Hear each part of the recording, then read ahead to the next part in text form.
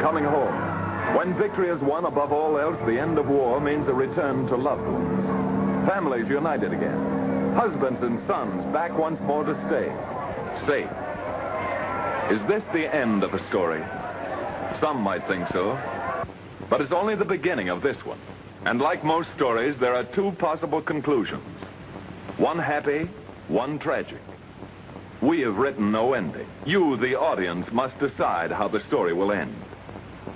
The scene is our own USA, and it begins in November 1918.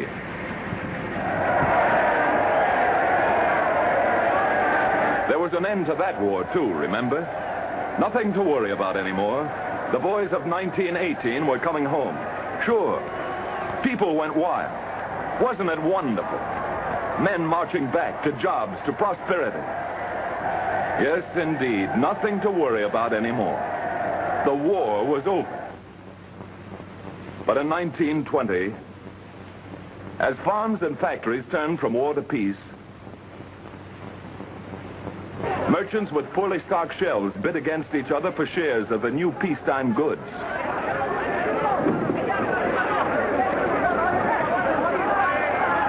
Customers, too, were eager to buy. They were careless of cash. They were tired of shortages, eager to get the things they had denied themselves during the war. They bid against themselves. Prices were bid upward, and the farms and factories worked overtime to make quick profits out of the new orders. As prices rose, merchants rushed to reorder to beat the next price rise. As the prices food dealers paid for their stocks went up, so did the prices they charged their customers. Orders came faster than could be filled. Merchants ordered more than they needed to make sure of getting enough. Factories stepped up production, and the wild bidding for scarce supply shot prices up still higher. Sugar hit 26 cents a pound. 2 years earlier, it had cost only 10 cents a pound. Meanwhile, wages couldn't keep up with prices. People had to use up savings. Soon, merchants had stocked more goods than could be sold at high prices. By 1920, their warehouses were packed. Why buy more? Orders stopped. Factories closed. By 1921, unemployment increased by 5.5 million. People out of work can't buy. The rapid fall of prices from sky-high levels hurt everyone. Grocers, for instance, lost heavily as sugar fell to 8 cents in 1921. Businesses failed by the tens of thousands. In a period of just 5 years, 105,996 of them. But the farmers were hit hardest. Many had bought land at boom prices, thinking that farm prices would remain high. Instead, they crashed in 1920. In the next 2 decades, one farmer out of every 4 lost his farm. The income of the average farmer dropped from $1,360 in 1919 to just $460 in 1921. Big companies, too, the same story. Profits turned to losses. Cuts in dividends further reduced buying power and added to unemployment. All of this happened because prices had gone so high that we could not buy what we produced.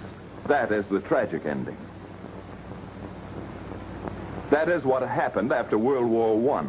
Closed plants, ruined farmers, unemployment. No statistics were kept on the broken hopes, the personal sufferings. And all we need to do to bring our story up to date is change the uniform. Not only the sons, but the daughters, too, of these marchers of 26 years ago will be coming back. Will you help write the tragic ending of World War I for our story? Or will you help us to choose this? Full employment, flourishing business, factories going full blast, the farmers busy and successful. In short, a happy, prosperous nation in the years to come. These, then, are the choices before us.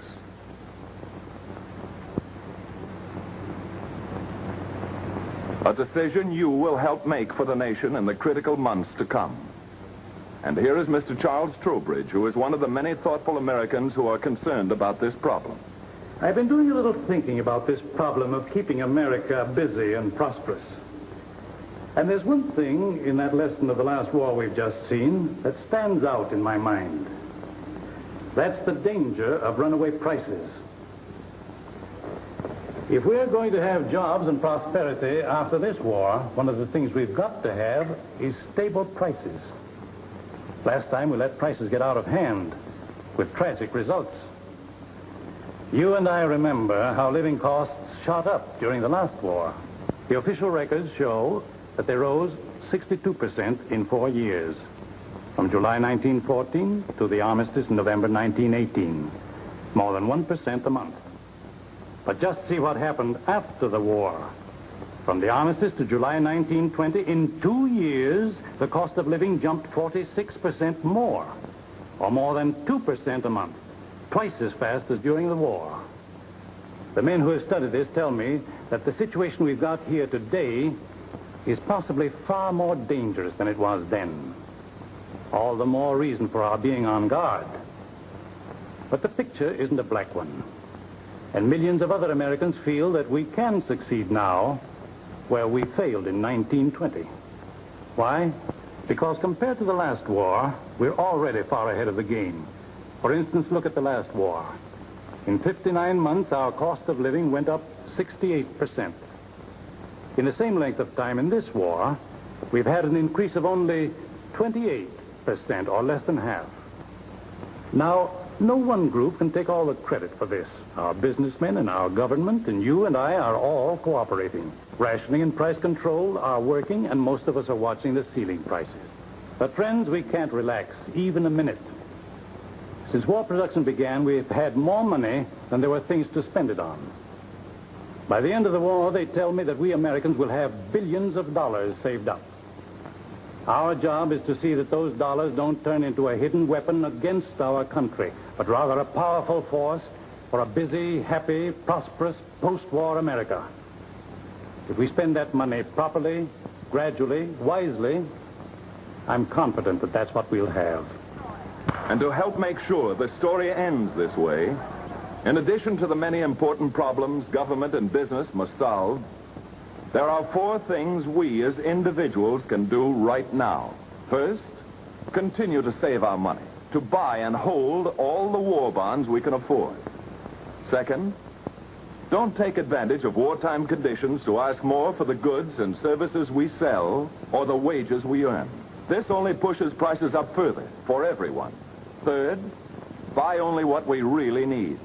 And fourth, when we buy, pay our ration points in full and pay no more than ceiling prices, especially on food. And so when our men and women come home, how you continue to save and how you continue to observe ceiling prices will help determine which ending you write to our story. Will it be this, and this, and this, an ending of tragedy, or will it be this, and this, and this? The happy story of a prosperous post-war America we all want. An America of good business, plenty of good things to buy at stable prices, and jobs for all who want to work. It's up to us, then, to help make this choice. This woman and millions like her has made her choice. What is yours?